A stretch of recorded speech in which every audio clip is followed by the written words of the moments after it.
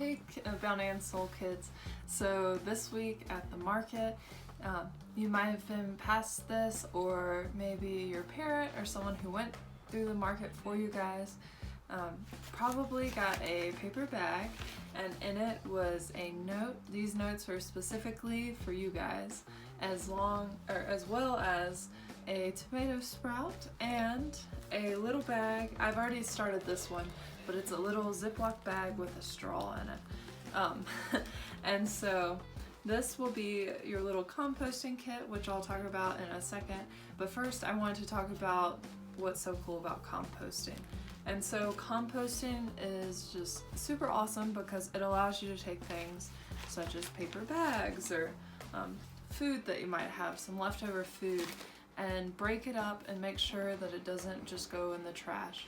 So composting can help get about 25% of your trash out of the trash and being composted, and it breaks it down pretty quick and gets it to help the soil. It gives a lot of nutrients. It's just really good for plants, and it's something that you can just be using the stuff you already have to create to keep your plants healthy, so then you can grow some really big pretty plants.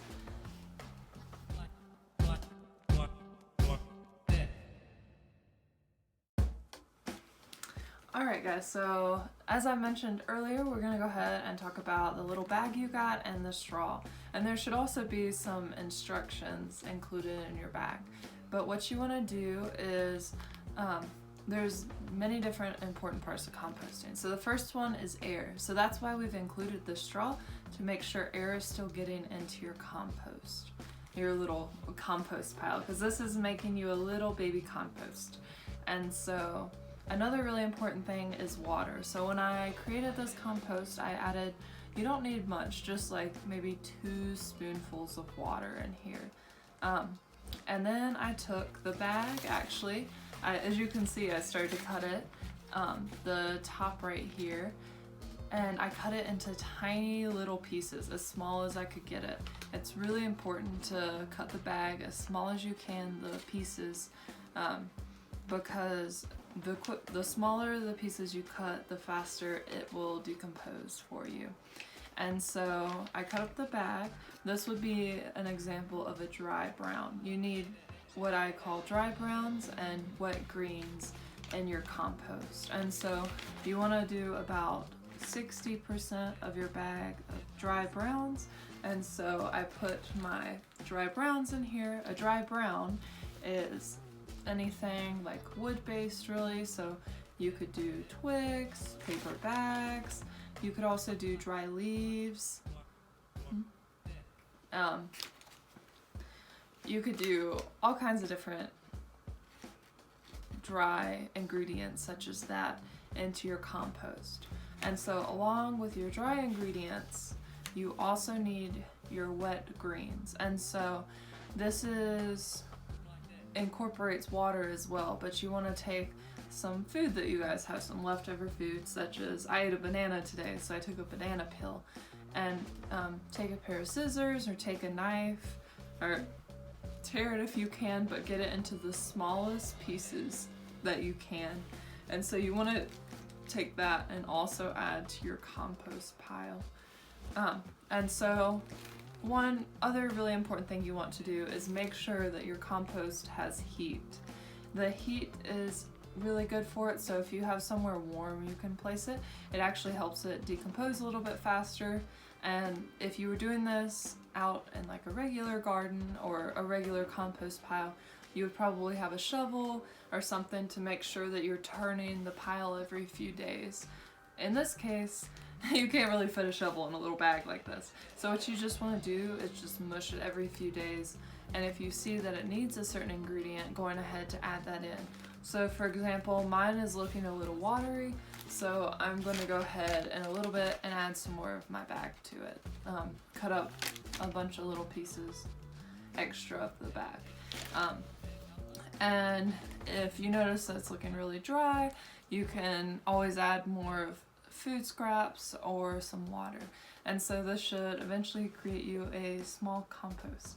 And you can add the small compost to your tomato plant soil to help it have more nutrients.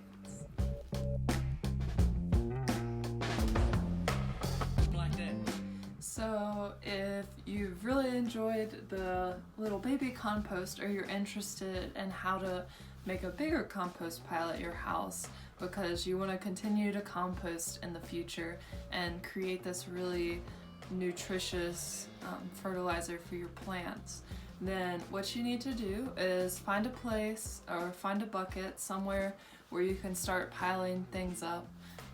And you want to start out by hunting down some like twigs and dry leaves and get a pile of that. Along with that, you also want to get some like food scraps. So start making a pile of food scraps and chopping them up really small. I've also seen where people will even take a blender and blend the pieces to make them super tiny so that it'll help it decompose faster.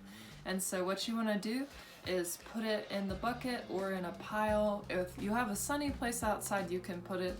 That helps the process speed up some. And so you want to layer it with like a wet green layer and then a dry brown layer, and making sure to have like the food scraps and the dry mixed in. And so you want to make sure also that you put water on it. If you have a hose nearby, it's really good to spray it and make sure that it's moist. Something really important is you want to make sure that it's wet, but it's not just dripping wet. You just want it to be kind of damp. And so if you have a shovel or something like that, what you want to do is every few days just get in and just turn all of the compost. And so turning it helps mix it and make sure like air is getting through well. So it's really important to make sure you're turning the compost.